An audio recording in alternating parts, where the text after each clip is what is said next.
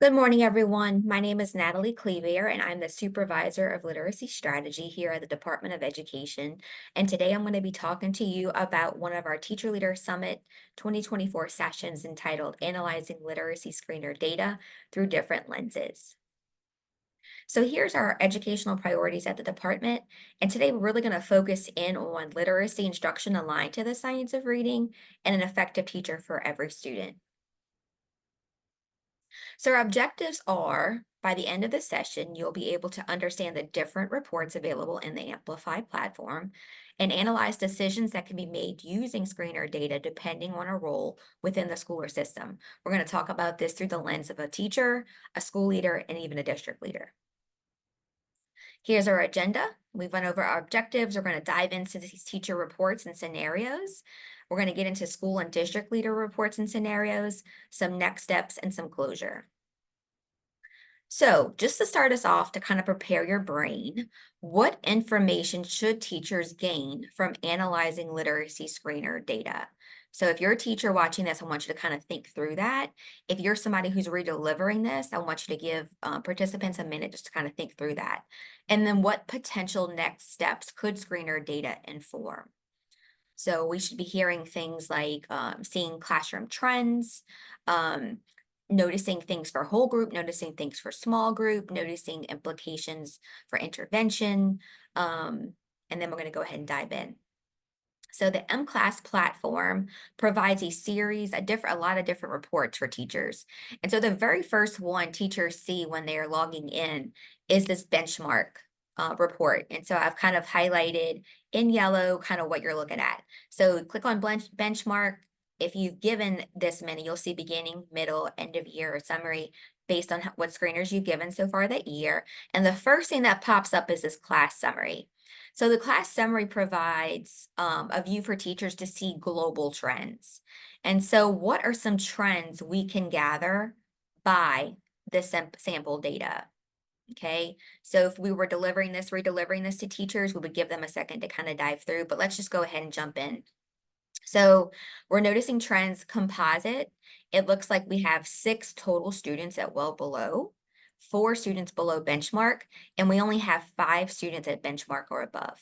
So right off the bat, just global trends, it looks like we have a lot of students, way more than half of our students who are not at benchmark. And so this tells us that we really need to have support provided to us around core instruction, making sure that as a teacher, I have the tools that I need to engage my students in core instruction on a daily basis. But we also have some implications here even for intervention. I'm going to have to be really intentional when I'm planning my lessons so that students can access that day's lesson, even though they have some gaps. I also noticed that I have a large percentage of students that are below benchmark in particular on letter sounds, nonsense word fluency, correct letter sounds, and word reading fluency. I have 11 students here. So implications specifically for those. Likewise, I always also want to look for strengths in my data as well, because that might tell me I only need to target certain students in small group and core. So I do have 7 students for phoneme segmentation fluency below, which isn't good, but I do have 8 students that are above. And so just, as a teacher, I'm thinking through implications of that again while I'm planning. Okay, so scrolling down after that class list, you're going to go ahead and you're going to see this report. It allows teachers to see and filter by level. So you can filter by well below, below, benchmark, or above. And it also allows them to see how close students are to the goal. And so just remember too, I kind of keep, I don't know if you guys are going to be able to see it. I always keep this benchmark report close by so that I can see that benchmark changes from beginning, middle, and end of the year. And I always want to have that target in mind in between screening, in between benchmarking, to know if students are progressing towards it. So for this particular one, the beginning of the year, this is grade 1, my composite goal was a 330. Okay, so it shows you how close or how far students were to that 330. So for instance, this particular student is 335 and they're benchmark, but they're only 5 points above the goal for composite. So I'm probably likely going to watch this student as well. You can also click on any indicator. So if we clicked here, um, to see exactly what they got correct or incorrect. So it'll show you miscues, and you can look for trends and patterns in those miscues for what students are missing. You will still have access to this qualitative data for BOI and MOI screenings. EOI is the only one that is secure. Um, so which patterns or sounds did that student consistently get incorrect? But likewise too, what did they get correct? So as you're going through your lessons, you'll be able to kind of breeze through maybe some, but really focus in on others, and then really targeting those other students in that small group and core who have some gaps. So for this particular student, this is not enough trend data to really see, but we see that they got all of the uh, letter sounds correct with the exception of the letter sound for the letter H. Okay, so if we're moving over as a teacher from benchmark to progress, this progress tab and progress monitoring, we'll start to see progress monitoring reports, goal setting reports, which is here, this next tab, and growth outcomes reports. So the progress monitoring report in particular gives teachers a snapshot of who is on target to meet their goal. So we have where they are at BOI, we have their goal set, we have their MOI goal. It shows you when they're last assessed, and it gives you this trend line to see this particular student has 3 data points above the trend line. Subsequently, these 2 students have 3 data points below the trend line. So, or it's the same students, different indicators, I'm sorry. So for decoding and phonemic awareness, they're making progress in correct letter sounds, nonsense word fluency. So that allows you to see some data there. The goal setting allows teachers to set goals based on the student's needs. So you can set an average goal, an above average goal, or well above average goal. And so if a student is well below, they're going to need a goal above average, or maybe even, if possible, well above average, because you're having to close those gaps significantly. If interventions are based on a diagnostic need, giving with frequency, appropriate frequency, so you're progress monitoring a minimum of every 10 days, and you're adjusting interventions based on data points, you should see substantial growth in students tracking towards their goals. There will be some exceptions, but this should be for the majority of students. The growth outcomes report allows teachers to see if a student has historically met their goals within different indicators. So you're looking at these different indicators and you're seeing, okay, if I'm looking at Samir, is this typical? Has he, kindergarten and first grade just not made any progress in, phoneme segmentation, phonemic awareness, phoneme segmentation fluency? This is a particularly helpful, not just for teachers, but if the student goes before an SBLC team, you have multiple data points to justify what else Samir might need.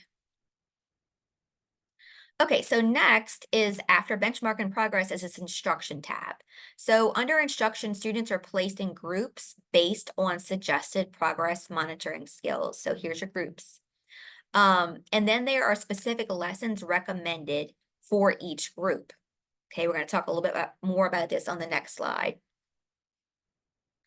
As teachers progress monitor, they can click on update recommendations for students to be regrouped as needed, and intervention grouping should be intentional and flexible. And so I mentioned to you that, at least every minimum of every 10 days we're progress monitoring.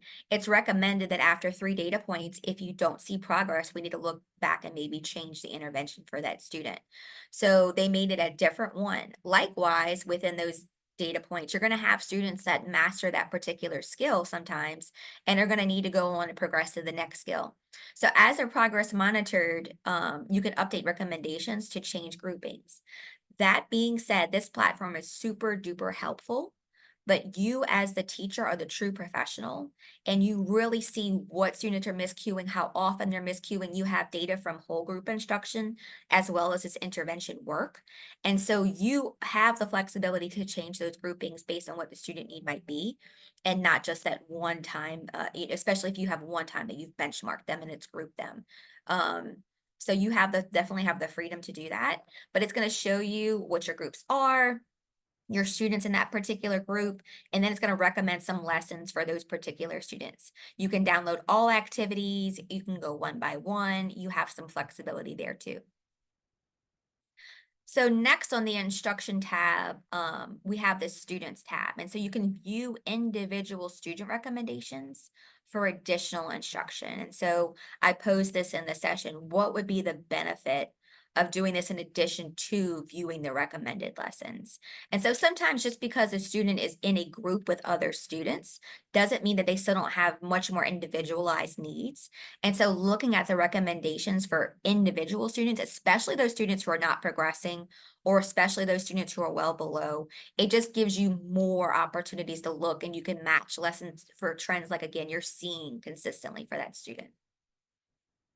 Okay, so the last tab for teachers is this Home Connect tab.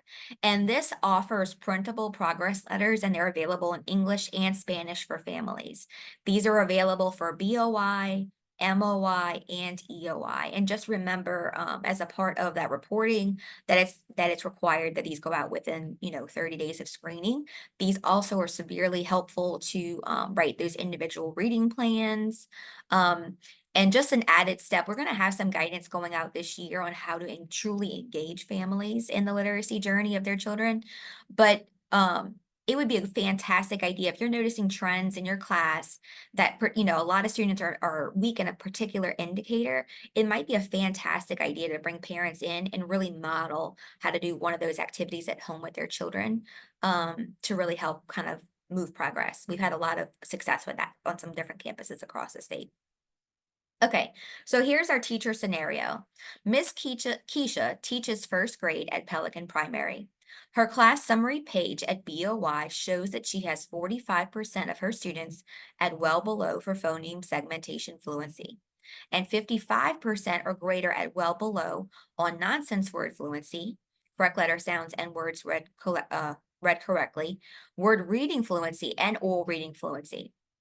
Aside from the class summary page, what other reports should Ms. Keisha review? Okay, so let's go back for a second and just do a quick review. Okay, so we have this class summary page, and she's going to start here, and she'll notice, like she said, they're severely weak here, but they're even weak here, here, and here. Okay, so she sees that, but something she should definitely consult is this report in particular to get some individual data to dig deeper into what they miscued on, um, and how close they were to their goals. That will provide this data.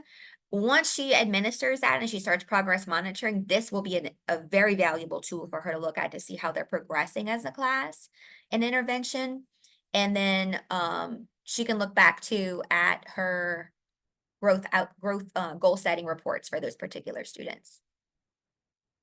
What are some implications for core instruction? So, research tells us that core instruction should produce about an 80% mastery rate if it's done um, you know, with fidelity.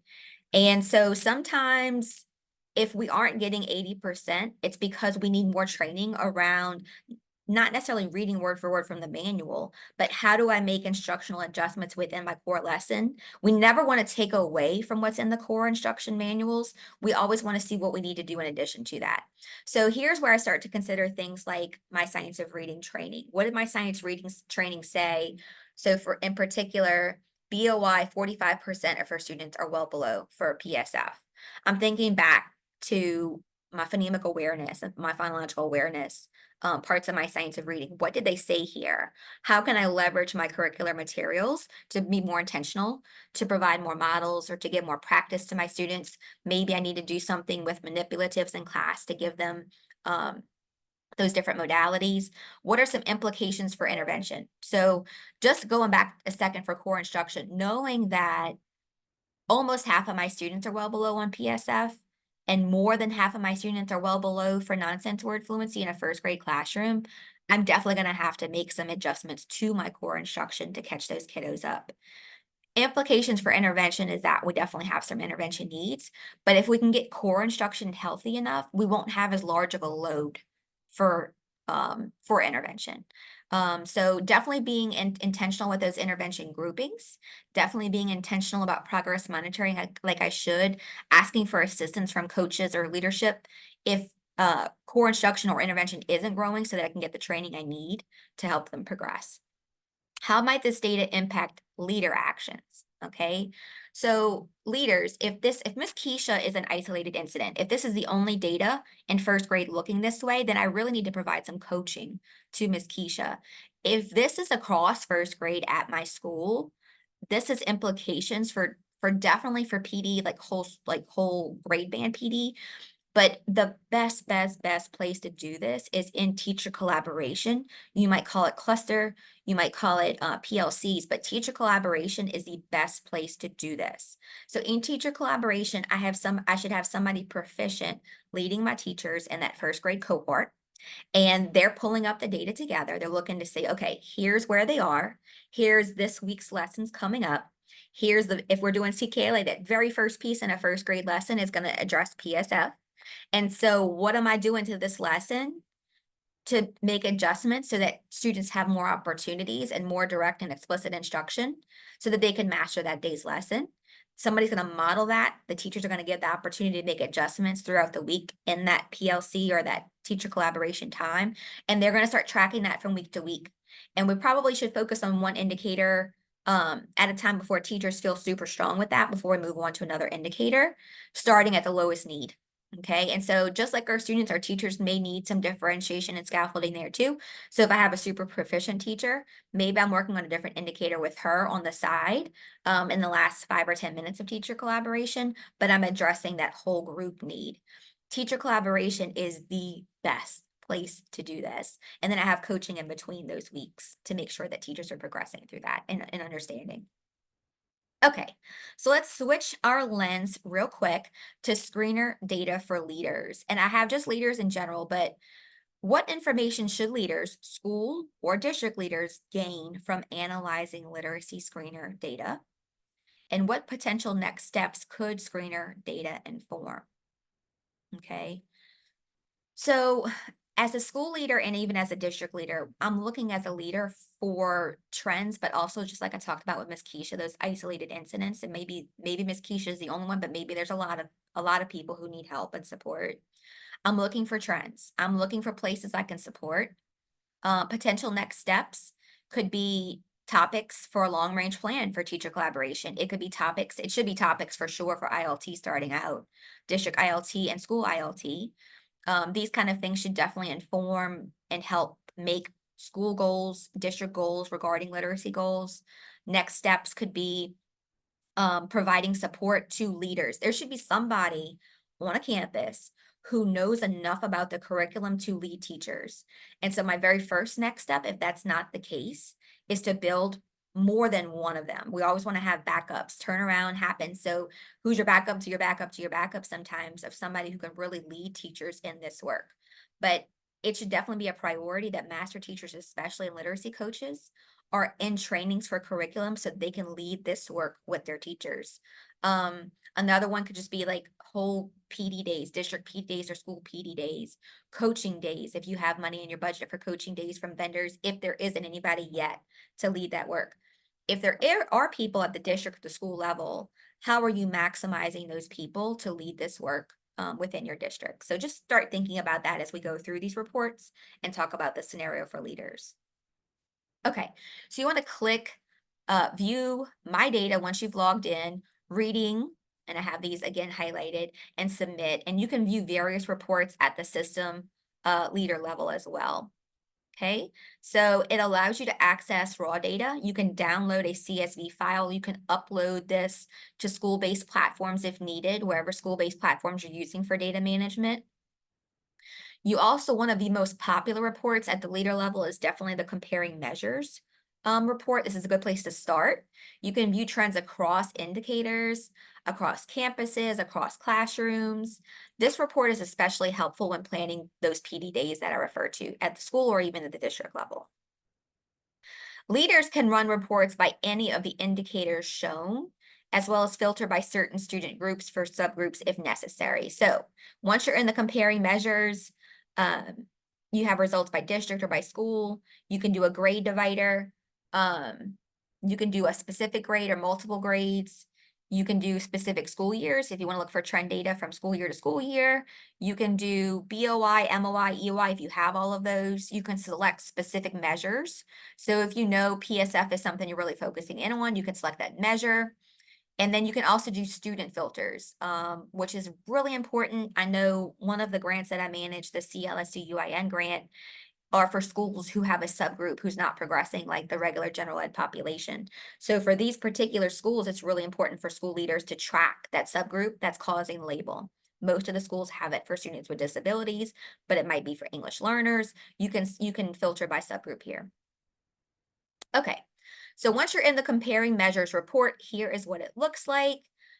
This particular one, I'm starting with grade 1, I have grade 2, and then I have the different measures here. I have BOI and MOI comparison. Um, and then here are some different options up at the top. You can save it, you can share it. One thing that I love, love, love is if you're bringing school leaders in as a district level person, don't let the first opportunity to view the data be when they walk into the meeting. Allow principals and leaders to view the data ahead of time, start to look for some trends so that you can really dig in and do the work within the leader meeting. You can export it as a PDF, a CSV file, but you can look at indicators selected. You can do teachers across a school. There's many different things that you can filter down through a comparing measures report. Okay, you can also select the comparing populations, and this allows leaders to compare different grade levels across different time periods, such as BOI, MOI, and EOI. Okay, so for this, we're going to get into a scenario in a second, but looking at this K, you can see how much you had below benchmark at BOI, and then this trend line at EOI shows that we have very few students below. So this isn't getting into different indicators, but it does allow us to see trends across those different points. There's something called a correlation report, and this allows you to view effectiveness of your program. So you can look at a set of students at 2 times. Example might be BOI and MOI. You can assess the health of core instruction. Again, I told you that if you have less than 80% at benchmark or above, that means we have a core instruction issue, and teachers need support in that. They need some coaching, they need some teacher collaboration time, some PD. But example one, BOI, we had 500 students at benchmark in the district, and then MOI indicates we have now 74% at above or well above. And we should also look at why the 26 are below. So why are these 26 still below here? We also have fidelity reports. We can see who has finished benchmarking. This is important to meet those deadlines. And then we have fidelity reports for progress monitoring. If you really want to take your school or district to the next level, really using these fidelity reports for progress monitoring to see who's progressing and who's not, and then start to ask those why questions. And it shouldn't just be about compliance. So if teachers are just struggling just to get the progress monitoring points in, but nothing's happening in between, again, we really just have to ask ourselves, what do teachers need to support them so that they really are doing meaningful interventions in the interim before they get to the next progress monitoring report. And you can set up the frequency according to best practices. Again, a minimum of 10 days is what's recommended for those students below. What do you notice about the composite? So here's our school leader scenario. This comes from an actual district and school that I support. They've had a lot of growth. We still have some work to do, but they've had a lot of growth. This is particular is an MOI, so it's not EOI, it's MOI. But what do you notice about the composite for kindergarten? Okay, so the composite we're looking here is this top. We show that we have 26 plus 32, so we have 58 students that are above benchmark, which is more than half, right? But remember, I'm using that 80% as an indicator for health of core, right? So then I have, here's my below. And then what do I notice about my different measures? Well, I have quite a few that are low in letter naming fluency. You won't see ever blue for letter naming fluency, FYI. Also, I'm thinking about just where my curriculum lines up with MOI. What does letter naming look like? If I'm using CKLA, it's a sounds first approach. So sometimes they wait to introduce letter names. They're introducing letter sounds first. That being said, there are components where letter naming does come in, and sometimes those components are skipped. So we need to ensure that all of the pieces are being done so that those aren't skipped.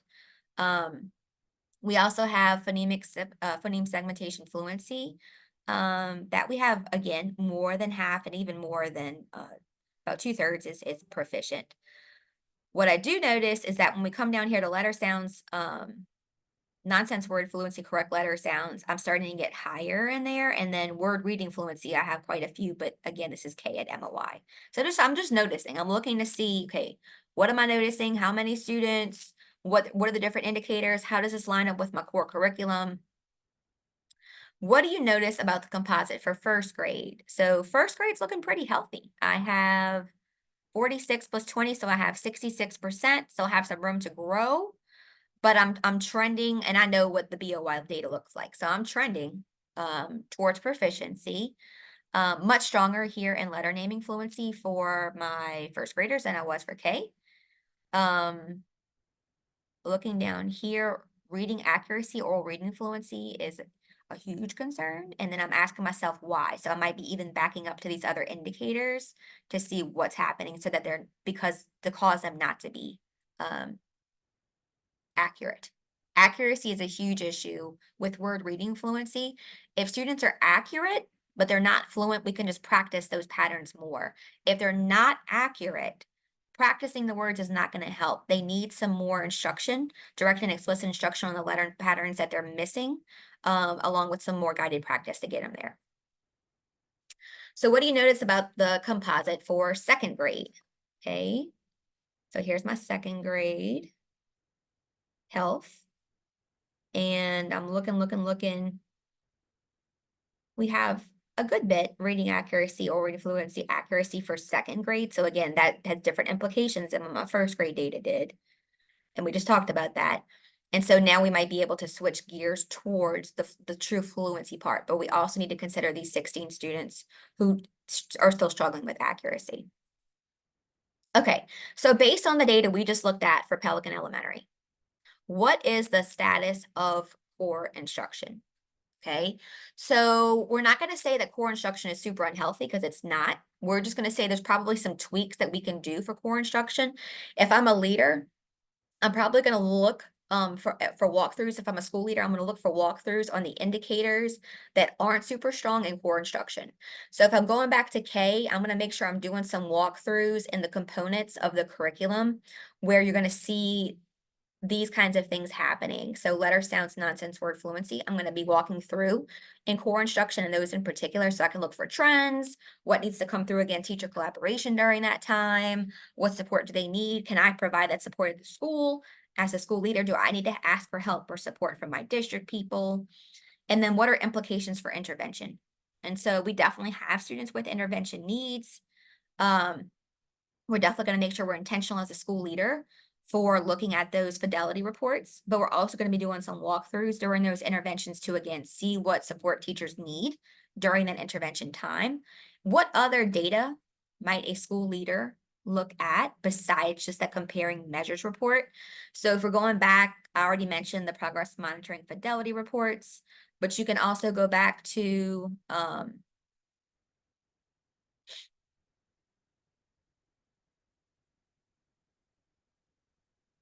you can filter by particular students if you want to do that. If you're saying, okay, I noticed some of these student names, let me see if they all fall into one subgroup. You could filter your comparing measures report further at that point. But you can also look at this correlation report to report if this is MOI to see what happened between BOI and MOI. Okay, and so what are some potential next steps? I've kind of gone through them, but I think the biggest takeaway I would love for school and district leaders to have is if you're seeing a large number of students that are below benchmark, really assessing what support do teachers need. And just like we're tracking to see if students are growing, tracking to see if teachers are growing. So if teachers aren't growing, what do they still need? What do we need to provide to them to ensure that they do start growing and helping move student outcomes? So here's a district leader scenario. When looking at the comparing measures reports across different campuses, Boudreaux Parish notices that all but one of their schools has a large number of students and well below for phoneme segmentation fluency for kindergarten and first grade. What are some possible next steps for Boudreaux Parish? So just to give y'all what came out of Teacher Leader Summit, there was 2 sessions where I delivered this. Some things they said was to go see the one school who was proficient with phoneme segmentation fluency to see what they're doing correctly, and then bring some training down to the schools who are not doing it correctly, who don't have as high numbers. There are definitely implications for district level PD, but even at the school level PD, drilling all the way down to interventions for phoneme segmentation fluency. I was really intentional writing the scenarios I did because I looked at state data trends this past year. Phoneme segmentation fluency is something that um, as a whole, we have some work to do as a state.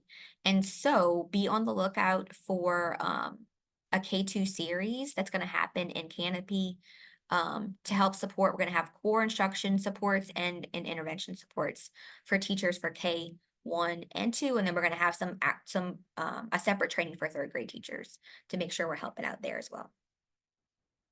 Okay, so next steps.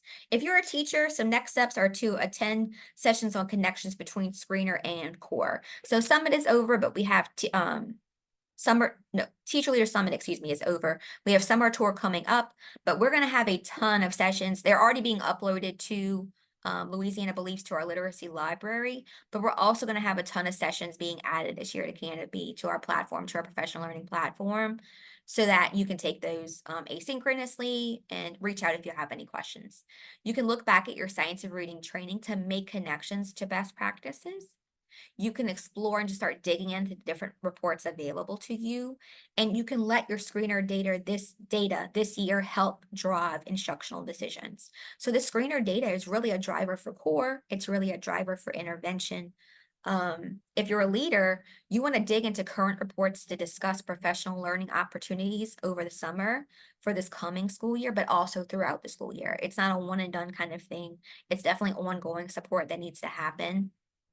Professional learning for teachers and leaders to read reports, to adjust core instruction, and for intervention and progress monitoring. Those are all separate buckets that school leaders and teachers need support in. And those needs are definitely going to be different depending on the district that you're in. Just in closing, literacy screener data is a driver for instruction and intervention. And the closer we are to the pulse of our students and the more responsive we are to the pulse through professional learning and coaching, the more we can ensure student success. These skills are so small. And if we really are this intentional with work, we're going to see substantial growth with our students. So that's the exciting part. So just, I want you to reflect, what is one thing you will implement from this particular session? Hopefully you have at least one takeaway, hopefully more. And if you're watching this and these dates have not already happened, we would love to see you at one of our summer literacy tour sessions. And then for more information, if you have any questions, comments, concerns, if you have a need that you want to see more resources or more professional learning, we would love to hear from you at louisianaliteracy@la.gov. I want to tell you thank you so much for taking the time to view this presentation and for being a literacy leader in our state. Thank you for all that you do.